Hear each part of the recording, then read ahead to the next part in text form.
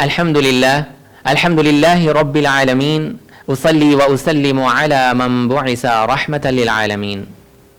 وعلی آلہ واصحابہ اجمعین ومن تبعہم باحسان الی یوم الدین، اما بعد۔ ویسے تو اللہ سبحانہ و تعالیٰ نے سال کے جو 12 مہینے بنائے ہیں اور 30 دن ہیں ان کے اندر، یہ سب اللہ تعالیٰ کی ہی مخلوق ہے، جیسا کہ اللہ سبحانہ و تعالیٰ سورہ توبہ میں فرماتے ہیں آیت نمبر 36 کے اندر،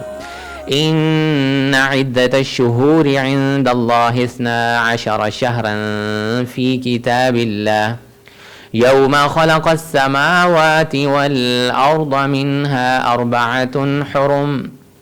کہ جب سے اللہ سبحانہ و تعالیٰ نے آسمان اور زمین بنائے ہیں تب سے 12 مہینوں کا سسٹم بنایا ہے، یعنی کہ سال میں 12 مہینوں کا ایک سسٹم بنایا ہے، جس میں سے 4 مہینے جو ہیں 4 مہینے حرمت والے مہینے ہیں، جس میں ایک ذوالحجہ ہے، ذوالقعدہ ہے، رجب ہے اور محرم ہے۔ تو محرم کا مہینہ بھی حرمت کے مہینوں میں سے ایک مہینہ ہے، جن کے بارے میں اللہ سبحانہ و تعالیٰ نے سورہ توبہ میں ہی فرمایا ہے فَلَا تَظْلِمُوا فِيهِنَّ أَنفُسَكُمْ، ان 4 مہینوں کے اندر تم نے اپنی جانوں کے اوپر ظلم نہیں کرنا۔ کیا مطلب ہے اپنی جانوں پر ظلم کرنے کا؟ مطلب یہ ہے کہ کسی کو تکلیف نہیں پہنچانی، کیونکہ جب ہم کسی کو تکلیف پہنچاتے ہیں، کسی کو دھوکہ دیتے ہیں، کسی کو مارتے ہیں، تو وہ بیسیکلی ہم اپنی ہی جانوں کے اوپر ظلم کر رہے ہوتے ہیں۔ تو ان 4 مہینوں کے اندر محرم کے مہینے میں بھی اپنی جان پہ ظلم کرنے سے منع فرمایا، یعنی کہ کسی کو تکلیف دینا، کسی کا مال کھانا، کسی کو ناحق قتل کرنا، احسان کا رویہ نہ رکھنا۔ تو یہ تمام وہ چیزیں ہیں جو حرمت والے مہینے میں ہمیں نہیں کرنی چاہیے۔ اور کون سے کام کرنے چاہیے؟ ہمیں دوسروں کا خیال رکھنا چاہیے، زیادہ سے زیادہ صدقات کرنے چاہیے، نوافل کا اہتمام کرنا چاہیے، ذکر اور اذکار کا اہتمام کرنا چاہیے۔ تو یہ تو محرم کے مہینے کے حوالے سے میں نے آپ کو بتایا کہ کس طرح اللہ سبحانہ و تعالیٰ نے مہینے بنائے اور پھر ان میں کچھ مہینوں کو جو ہے فضیلت بخشی۔ یہ اللہ تعالیٰ کا سسٹم ہے کہ اللہ تعالیٰ نے، ویسے تو سارے مہینے جو ہیں وہ اللہ کے بنائے ہوئے ہیں، لیکن ان 4 مہینوں میں اسپیشلی محرم کے مہینے میں بھی آپ دیکھیں اس مہینے کو بہت زیادہ اللہ سبحانہ و تعالیٰ نے عزت والا اور حرمت والا بنایا ہے۔ تو محرم کے مہینے کی ایک اور خاص بات یہ ہے کہ یہ سال کا پہلا مہینہ ہے۔ جب نبی صلی اللہ علیہ وسلم مکہ سے مدینہ ہجرت کر کے گئے تو وہ ذی الحجہ کے آخری ایام تھے، اور اس کے بعد جو ہے محرم کا مہینہ آنا تھا۔ چند سالوں کے بعد غالباً 17 ہجری کے اندر حضرت موسیٰ عشری رضی اللہ تعالیٰ عنہ اور نے حضرت عمر رضی اللہ تعالیٰ عنہ سے مشورہ کیا، اور صحابہ کرام سے مشورہ ہوا، اور حضرت علی رضی اللہ تعالیٰ عنہ کے ساتھ بھی مشورہ کیا گیا کہ ہم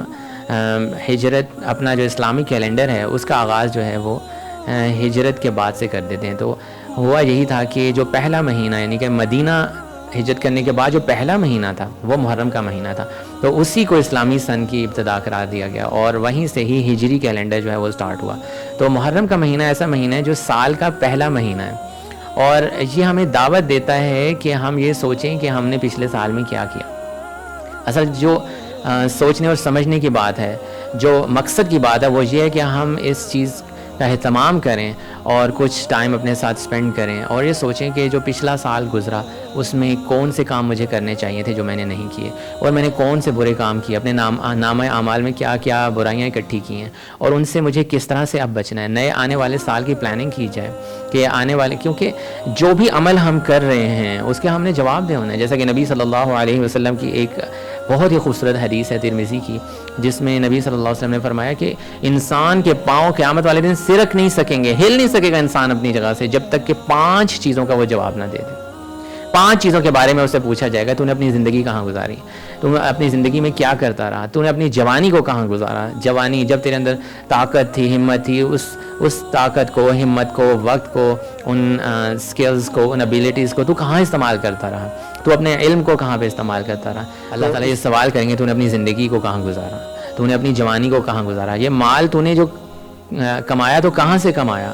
حلال کمایا یا حرام کمایا، اور پھر اس کو کہاں پہ خرچ کیا، تو نے اپنے علم کو کہاں پہ استعمال کیا۔ تو یہ محرم کا مہینہ ہمیں بتا رہے، سال کا پہلا مہینہ ہمیں اس چیز کی دعوت دے رہا ہے کہ ہم سوچیں کہ پچھلے سال یہ جو فرشتے ہیں ہماری کتاب کے اندر کیا کیا لکھتے رہے ہیں۔ یہ کتاب ہمارے دائیں ہاتھ میں تھمائی جائے گی یا بائیں ہاتھ میں تھمائی جائے گی۔ جب اس کتاب کو پڑھنے کے لیے کہا جائے گا اقرا کتابک، کہ اپنی کتاب کو تو خود پڑھ، تو خود حساب کر کے تو نے کیا کیا۔ تو یہ سال ہمیں اس چیز کی دعوت دے رہا ہے، اس چیز کے بارے میں ہمیں سوچنا ہے۔ ایک اور بات، جیسا کہ نبی صلی اللہ علیہ وسلم کی ایک بہت ہی خوبصورت حدیث ہے جس میں نبی صلی اللہ علیہ وسلم نے فرمایا کہ 5 چیزوں کے آنے سے پہلے غنیمت جانو، جس میں ایک تو چیز یہ ہے کہ اپنی جوانی کو بڑھاپا آنے سے پہلے غنیمت جان لو، اور اس جوانی میں کچھ ایسی نیکیاں کر ڈالو جب تمہارے اندر ہمت ہے، کچھ ایسے رفاہ کے کام کر لو، لوگوں کی خدمت کر لو، لوگوں کے اوپر احسان کر لو، اپنی ان ایبیلٹیز کو اللہ سبحانہ و تعالیٰ کے راستے میں استعمال کر لو، تو جوانی کو بڑھاپا آنے سے پہلے۔ اسی طرح سے صحت کو غنیمت جانو بیماری آنے سے پہلے، اپنے مال کو غنیمت جانو فقیری آنے سے پہلے، اور یہ جو فراغت کے تمہارے دن ہیں جن میں تمہیں سمجھ نہیں آتی اور تم واٹس ایپ اور فیس بک کے اوپر اپنا ٹائم کلنگ کے کچھ ویز دیکھ رہے ہوتے ہو، تو اپنی فراغت کو غنیمت جان لو بیزی ہونے سے پہلے۔ تو یہ مصروفیت سے پہلے فراغت سے فائدہ اٹھانا، یہ باتیں نبی صلی اللہ علیہ وسلم نے کیوں کی ہیں؟ اس لیے کی ہیں کہ ہم اپنی لائف کو ٹرانسفارم کر سکیں، اپنی لائف کو ایک سکسیس کی طرف لے کے جا سکیں، اصل کامیابی کو انڈرسٹینڈ کر سکیں کہ ہم نے اپنے وقت کو کتنا قیمتی جاننا ہے۔ تو یہ باتیں ہیں جو محرم کا پہلا مہینہ، جو سال کا پہلا مہینہ ہے، وہ ہمیں دعوت دیتا ہے کہ تم نے کیا کام کرنے ہیں، کس بارے میں تم نے سوچنا ہے۔ محرم کے مہینے میں ایک بہت ہی ضروری کام جو کرنے کا ہے وہ ہے روزے کا اہتمام کرنا۔ نبی صلی اللہ علیہ وسلم یہ حدیث ہے جس میں نبی صلی اللہ علیہ وسلم نے رمضان کے روزوں کے بعد سب سے زیادہ تاکید جو فرمائی ہے وہ محرم کے روزے کے بارے میں۔ جب نبی صلی اللہ علیہ وسلم ہجرت کر کے مکہ سے مدینہ گئے تو وہاں پر یہود جو تھے وہ محرم کے 10ویں دن کا روزہ رکھتے تھے۔ تو نبی صلی اللہ علیہ وسلم نے پوچھا تو پتہ لگا، دریافت کرنے سے پتہ چلا کہ یہود اس لیے روزہ رکھتے ہیں کیونکہ وہ اس دن کو بہت ہی بڑا دن جانتے ہیں، کیونکہ اس دن موسیٰ علیہ السلام کو اور بنی اسرائیل کو فرعون کی سے آزادی ملی تھی اور اللہ تعالیٰ نے فرعون کو غرق کیا تھا۔ تو اس شکرانے میں وہ 10 محرم کا روزہ رکھتے تھے۔ تو نبی صلی اللہ علیہ وسلم نے فرمایا کہ موسیٰ علیہ السلام کے زیادہ قریب تو ہم ہیں، ہمارا زیادہ حق بنتا ہے۔ تو نبی صلی اللہ علیہ وسلم نے 10 محرم کا روزہ رکھا، اور پھر اس چیز کا بھی اہتمام کیا اور یہ کہا کہ اگر میں اگلے سال زندہ رہا تو چونکہ 10 محرم کا روزہ رکھنے سے یہود کی مشابہت ہوتی ہے، تو اس مشابہت کو ختم کرنے کے لیے میں 9 محرم کا بھی روزہ رکھوں گا۔ تو 9 محرم اور 10 محرم کا روزہ رکھنا نبی صلی اللہ علیہ وسلم کے حکم کی ہی تعمیل ہے۔ اور اگر کوئی شخص 9 محرم کا روزہ رکھنا بھول جائے یا کسی بھی مجبوری کی وجہ سے نہ رکھ سکے تو وہ 11 محرم کا بھی روزہ رکھ سکتا ہے۔ تو 10 محرم اور 9 محرم کا روزہ بہت ہی زیادہ فضیلت والا ہے۔ اس کے بارے میں نبی صلی اللہ علیہ وسلم کی ایک اور حدیث ہمیں ملتی ہے جس میں انہوں نے فرمایا کہ یہ روزہ گزشتہ سال کے گناہوں کے کفارے کا سبب بنتا ہے۔ اور نبی صلی اللہ علیہ وسلم رمضان کے روزوں کے بعد سب سے زیادہ جو اہتمام کیا کرتے تھے وہ محرم کے ان روزوں کا اہتمام، یعنی کہ 9 محرم کا روزہ تو ان کی زندگی میں نہیں آیا کیونکہ اگلے سال نبی صلی اللہ علیہ وسلم اس دنیا میں نہیں رہے، لیکن 10 محرم کے روزے کا اہتمام کیا کرتے تھے۔ تو 10 محرم والے دن، یوم عاشورہ والے دن روزہ رکھنا بھی سنت ہے۔ اس کے علاوہ محرم کے مہینے کے اندر بہت ہی بڑے کچھ عظیم واقعات ہوئے، کچھ ہسٹری کے، جس میں ایک واقعہ تو یہ ہوا کہ موسیٰ علیہ السلام اور بنی اسرائیل کی جو قوم تھی ان کو اللہ سبحانہ و تعالیٰ نے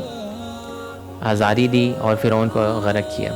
اس کے علاوہ عام الفیل کا واقعہ ہوا جس میں ابراہہ جو تھا وہ خانہ کعبہ کو گرانے کے ایک قصد سے نکلا تھا اور اللہ سبحانہ و تعالیٰ نے اسے تباہ و برباد کیا۔ تو عام الفیل کا واقعہ بھی محرم کے مہینے میں ہوا۔ اس کے علاوہ محرم کے مہینے میں حضرت عمر رضی اللہ تعالیٰ عنہ کی شہادت ہوئی 23 ہجری میں، اور 61 ہجری کے اندر نواسۂ رسول حضرت امام حسین رضی اللہ تعالیٰ عنہ اور ان کے خاندان کے لوگوں کو کربلا کے میدان میں بہت ہی صفاکی کے ساتھ شہید کیا گیا۔ تو یہ کچھ واقعات ہیں محرم کے مہینے میں جو تاریخ میں کچھ عظیم واقعات ہوئے۔ تو اللہ تعالیٰ سے دعا ہے کہ جو کچھ اس مہینے سے ہمیں صحیح درس ملتا ہے ہم اس پہ عمل کریں، بدعات اور خرافات سے بچیں، اور سنت کے جو صحیح کام ہے وہ اس مہینے کے اندر کریں، لوگوں کو تکلیف نہ پہنچائیں، زیادہ سے زیادہ نوافل پڑھیں، اذکار کریں، صدقات کا اہتمام کریں، لوگوں کے ساتھ احسان کریں، جنہوں نے برا کیا ہے ان کے ساتھ بھی اچھا کریں۔ تو اللہ سبحانہ و تعالیٰ ہمارے عمل میں اضافہ فرمائے۔ السلام علیکم ورحمۃ اللہ وبرکاتہ۔